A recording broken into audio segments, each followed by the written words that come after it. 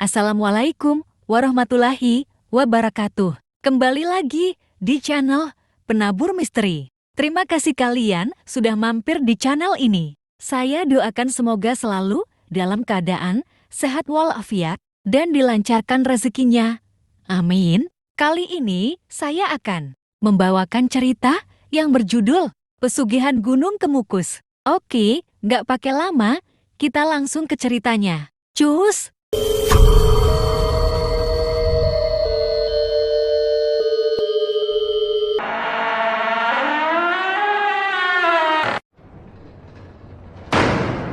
Namaku Andi.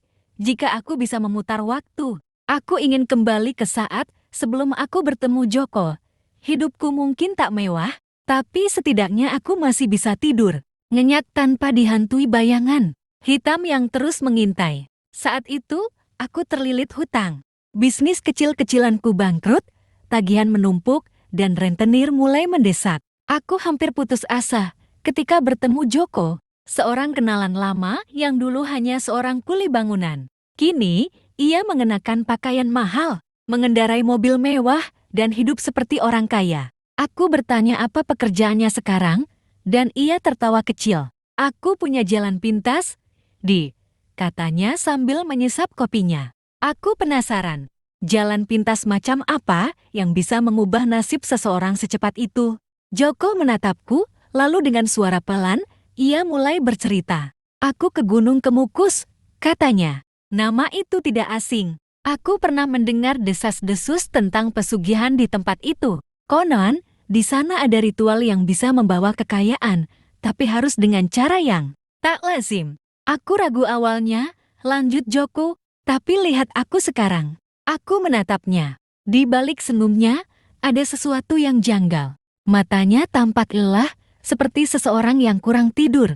Lalu, apa yang harus dilakukan? Tanyaku akhirnya. Joko tersenyum. Kalau kau mau ikut, aku bisa membawamu ke sana. Tapi ingat, ini bukan sekadar ritual. Kau harus siap menerima akibatnya. Aku tak langsung menjawab. Tapi dalam kepalaku, angka-angka hutang terus berputar. Aku melihat rumah kontrakanku yang hampir disita. Istriku yang kelelahan mencari pinjaman. Dan anakku yang butuh biaya sekolah. Malam itu aku tak bisa tidur. Tawaran Joko terus terngiang di kepalaku. Jalan pintas. Dini hari, aku menghubungi Joko, aku ikut. Dari seberang telepon, aku bisa mendengar Joko tersenyum. Aku berhenti membaca sejenak. Tenggorokanku terasa kering. Cerita ini terasa begitu nyata. Aku melanjutkan membaca. Perjalanan ke Gunung Kemukus dimulai keesokan harinya. Aku dan Joko menaiki mobilnya, melintasi jalanan berliku yang semakin sepi. Udara terasa berat, dan sepanjang perjalanan, Joko lebih banyak diam.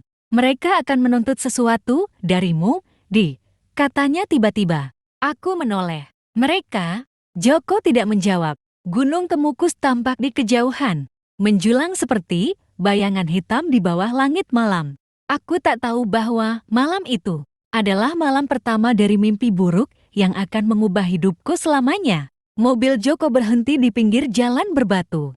Di depan kami, jalan setapak menanjak ke dalam kegelapan hutan yang mengelilingi Gunung Kemukus. Aku turun, merapatkan jaketku.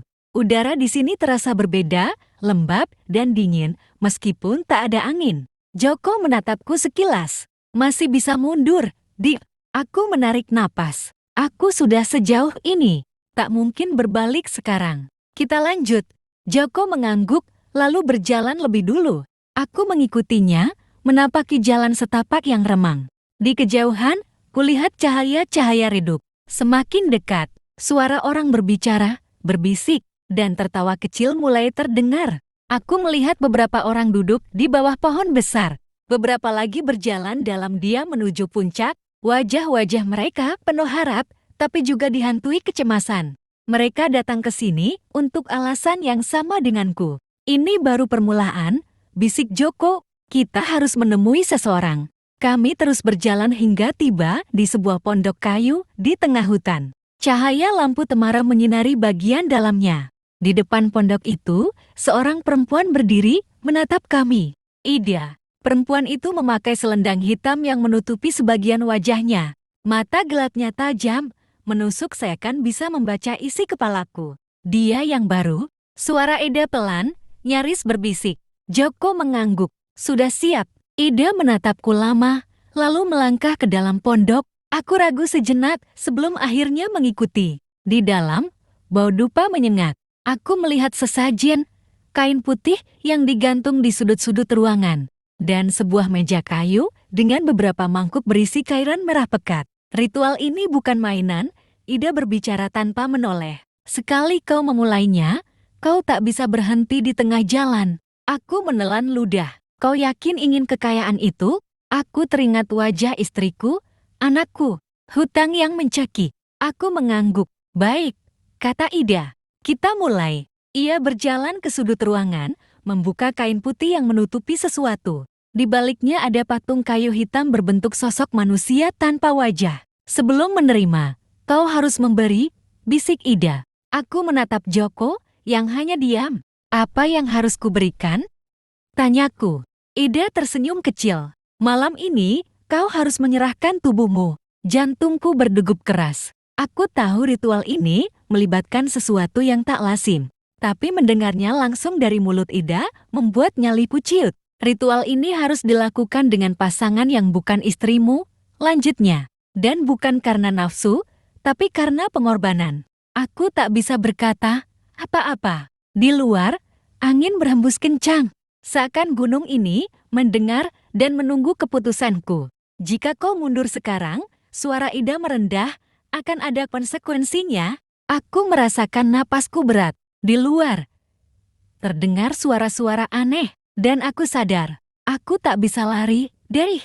Aku duduk diam di dalam pondok, merasakan hawa dingin yang bukan berasal dari udara malam, melainkan dari sesuatu yang tak kasat mata. Di hadapanku, Ida masih berdiri dengan tatapan tak terbaca. Joko tak banyak bicara, hanya duduk di sudut ruangan, menunduk seperti sudah terlalu sering melihat kejadian ini. Kau harus memilih, kata Ida dengan suara pelan. Melanjutkan, atau pergi dengan risiko sendiri. Pergi? Aku melirik keluar jendela pondok, ke arah kegelapan yang menghampar di balik pepohonan. Suara gemerisik dan bisikan samar terdengar dari dalam hutan. Pergi dari sini bukan sekadar keluar dari tempat ini. Aku tahu, ada sesuatu yang menunggu di luar sana jika aku mundur. Aku menatap Ida. Apa yang terjadi jika aku menolak? Perempuan itu tersenyum tipis, tapi matanya tetap dingin. Ada yang sudah memanggilmu. Jika kau tak menuntaskan ritual, mereka akan mengambil bagian lain darimu. Seketika itu juga, aku merasa tengkukku meremang. Aku menelan ludah.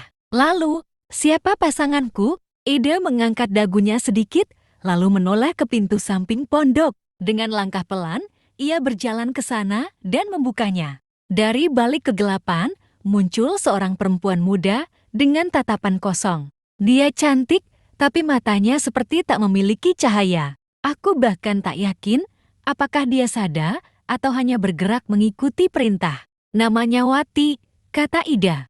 Dia sudah ada di sini sejak lama. Aku ingin mengatakan sesuatu, ingin bertanya lebih jauh, tapi lidahku peluh.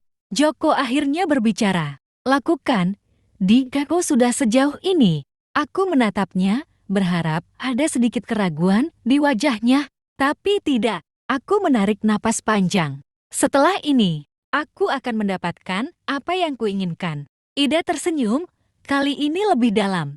Kau akan mendapat lebih dari yang kau bayangkan. Aku tak tahu, apakah itu jawaban yang kuharapkan atau peringatan yang harus kuwaspadai. Malam itu, ritual berlangsung di sebuah pondok kecil di puncak Gunung Kemukus. Aku tak akan menceritakan detailnya, tapi saat semua berakhir, aku merasakan sesuatu yang berbeda dalam tubuhku. Aku berbaring menatap langit-langit pondok, nafasku berat. Wati masih di sampingku, matanya kosong, tak berkata apa-apa. Tiba-tiba, telingaku menangkap suara. Kau sudah memberiku sesuatu. Sekarang, aku akan mengambil bagian darimu. Jantungku berdegup kencang. Aku menoleh ke sekeliling ruangan, tapi tak ada siapa-siapa selain aku dan Wati. Aku memejamkan mata, mencoba mengabaikan suara itu. Tapi saat aku kembali membuka mata, aku melihat sesuatu di sudut pondok. Bayangan hitam, tinggi, kurus, dengan mata merah menyala. Ia menatapku dan tersenyum. Aku tercekat. Sosok itu berdiri di sudut pondok, diam tapi seakan mengamatiku dengan tatapan tajam. Matanya merah menyala. Tubuhnya kurus dengan kulit yang tampak seperti kayu tua menghitam. Aku ingin berteriak, tapi tenggorokanku tercekat. Tubuhku terasa berat, seolah ada sesuatu yang menekanku. Aku sudah menerimamu. Bisikan itu menggema di kepalaku. Aku mencoba menggerakkan tangan, tapi tubuhku seakan lumpuh. Bayangan itu perlahan bergerak mendekat. Suara langkahnya tak terdengar, tapi kehadirannya semakin kuat. Udara di sekelilingku menjadi lebih dingin, membuat bulu kuduku meremang. Aku ingin menoleh ke Joko atau Ida, mencari pertolongan, tapi aku tak bisa. Sosok itu membungkuk, mendekatkan wajahnya ke arahku. Senyumannya lebar, terlalu lebar untuk ukuran manusia. Mulai sekarang, aku bersamamu. Seketika, dadaku terasa sesak. Seperti ada sesuatu yang merangkak masuk ke dalam tubuhku. Aku ingin berteriak, tapi suara itu hanya tertahan di tenggorokan. Pandanganku mulai kabur, dan dalam beberapa detik berikutnya, aku kehilangan kesadaran. Aku terbangun dengan napas tersengal. Aku masih di pondok itu, tapi ruangan sudah kosong. Wati tak ada di sampingku, Ida, dan Joko pun menghilang. Aku duduk perlahan, kepalaku berdenyut hebat. Di luar, langit sudah mulai terang. Matahari belum sepenuhnya muncul, tapi aku bisa melihat pemandangan gunung Kemukus yang berkabut. Joko masuk ke dalam, menatapku dengan ekspresi datar. Sudah selesai. Aku masih mencoba memahami apa yang terjadi semalam. Apa yang sebenarnya terjadi? Joko duduk di depanku, menyalakan rokok. Kau sudah diterima. Itu saja yang perlu kau tahu. Aku menelan ludah. Lalu, kapan aku akan mendapatkan hasilnya? Joko menghembuskan asap rokoknya pelan. Tunggu saja, kau akan tahu sendiri. Perjalanan pulang terasa lebih sunyi. Aku dan Joko nyaris tak berbicara satu sama lain. Aku tak tahu apakah ini hal yang biasa setelah ritual, atau memang ada sesuatu yang membuat Joko memilih diam. Setibanya di rumah, aku mendapati sesuatu yang aneh. Di meja makan, ada segepok uang tunai. Aku terdiam. Aku yakin sebelum pergi, aku tak meninggalkan uang sebanyak ini. Istriku, Rina, keluar dari kamar. Pak, dari mana uang ini? Aku tak bisa menjawab. Di dalam kepala, aku masih mendengar bisikan itu. Aku akan mengambil bagianku. Aku baru menyadari satu hal. Aku memang mendapatkan kekayaan. Tapi sesuatu sudah mengambil tempat di dalam hidupku. Dan itu belum selesai. Aku duduk diam di ruang tamu, menatap tumpukan uang di meja. Rina masih berdiri di sampingku, wajahnya penuh tanya. Pak, ini dari mana? Ulangnya, aku berusaha mencari alasan. Dari teman, aku dapat proyek baru. Matanya menyipit curiga, tapi akhirnya ia mengangguk. Jangan macam-macam, ya. Aku takut kalau uang ini bukan dari jalan yang benar. Aku hanya tersenyum kecil.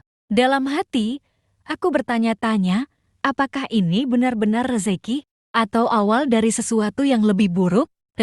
Sejak malam itu, segalanya berubah. Uang seakan datang dengan mudah. Aku mendapat tawaran pekerjaan dari orang-orang yang sebelumnya bahkan tak pernah melirikku. Bisnisku yang bangkrut tiba-tiba bangkit lagi, bahkan lebih sukses. Dalam waktu sebulan, aku bisa melunasi hutang-hutangku.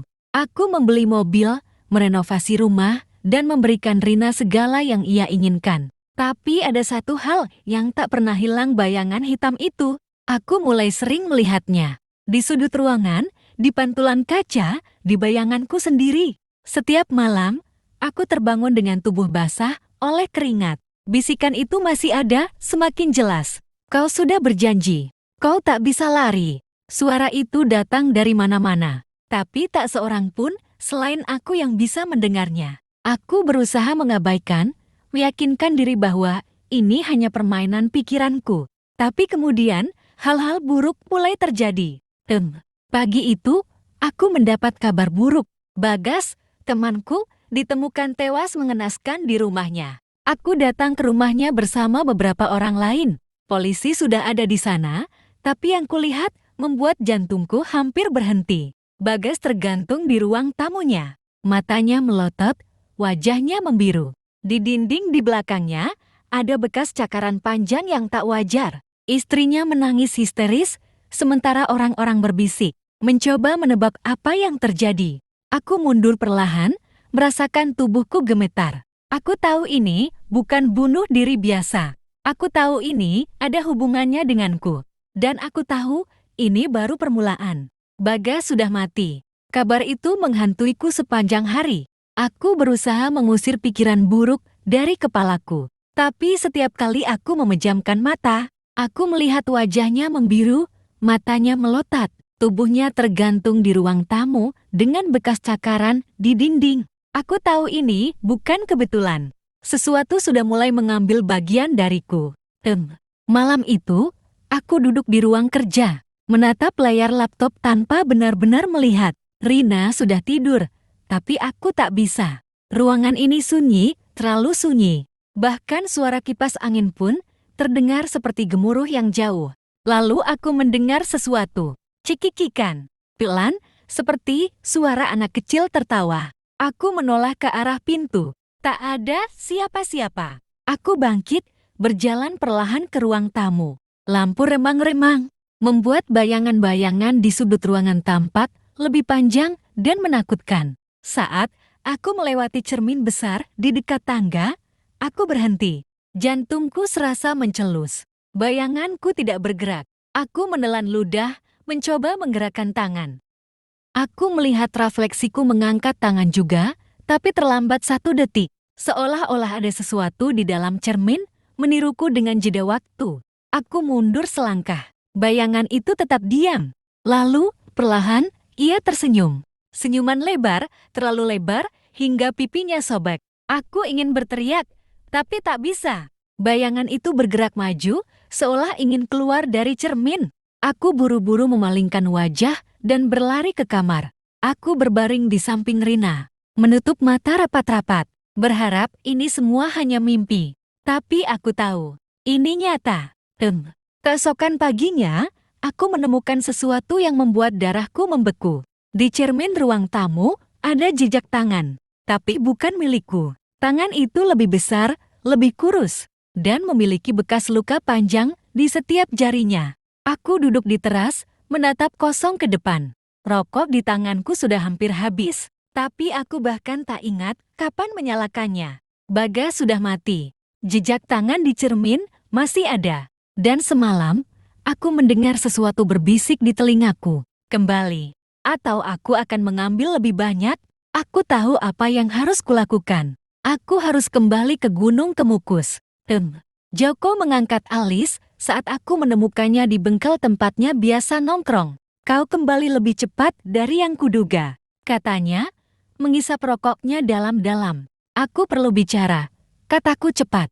Ia mengangguk, memberi isyarat agar aku mengikutinya ke belakang bengkel. Kami duduk di atas tumpukan ban bekas, suasana sepi. Ada yang datang padaku, kataku tanpa basa-basi. Joko tak tampak terkejut. Siapa? Aku ragu sejenak, lalu berkata pelan, bayangan itu. Ia menatapku lama, lalu mendesah. Sudah kuduga, kau harus menyelesaikan apa yang kau mulai. Aku mengepalkan tangan. Bagas mati.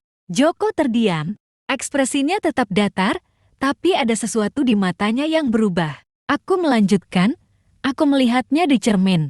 Dia ada di mana-mana. Aku dengar suaranya. Aku harus menghentikan ini sebelum semuanya terlambat.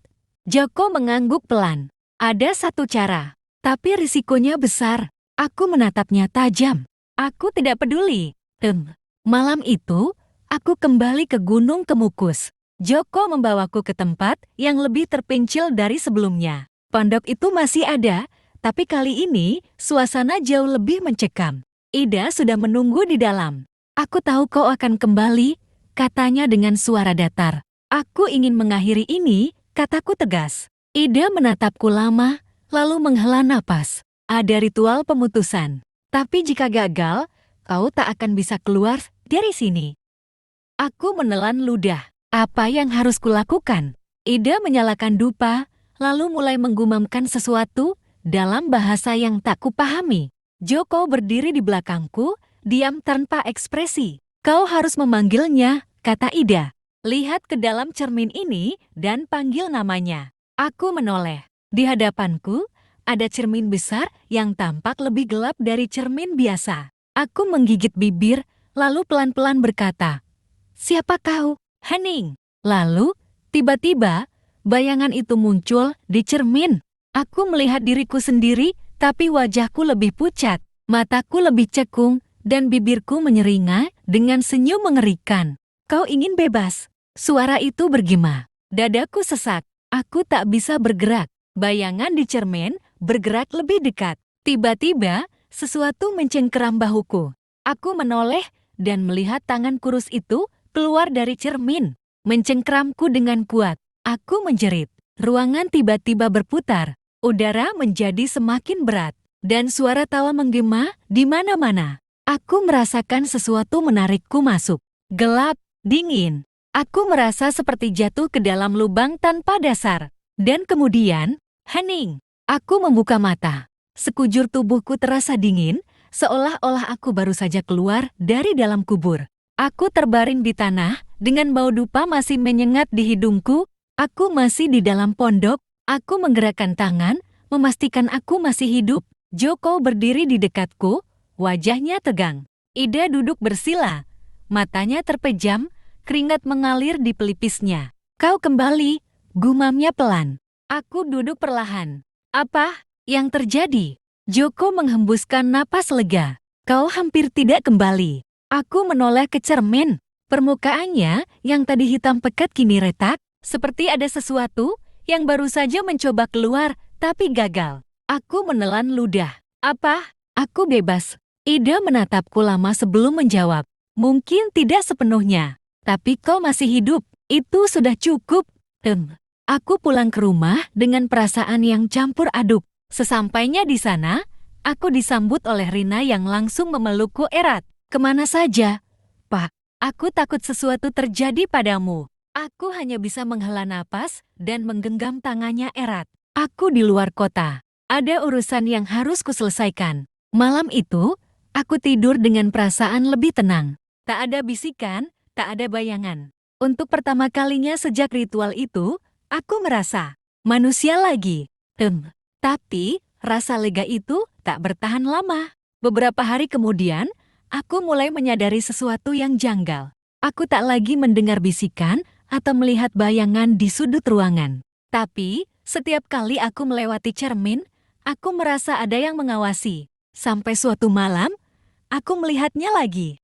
Aku sedang mencuci muka di kamar mandi ketika aku mengangkat wajah dan melihat pantulan di cermin. Tapi itu bukan aku. Refleksi itu menatapku dengan senyum tipis. Kau pikir ini sudah selesai? Aku mundur dengan napas tersengal. Bayanganku di cermin masih diam. Matanya menatap tajam. Lalu, perlahan, bibirnya bergerak. Aku masih di sini. Cermin itu tiba-tiba bergetar. Aku terjatuh ke lantai. Tubuhku gemetar. Aku tahu satu hal. Aku mungkin berhasil keluar dari Gunung Kemukus. Tapi sesuatu ikut pulang bersamaku. Terima kasih atas dukungannya. Jangan lupa subscribe, komen, like, dan share. Semoga kebaikan teman-teman dibalas oleh Yang Maha Kuasa. Sampai berjumpa pada episode berikutnya. Wassalamualaikum warahmatullahi wabarakatuh.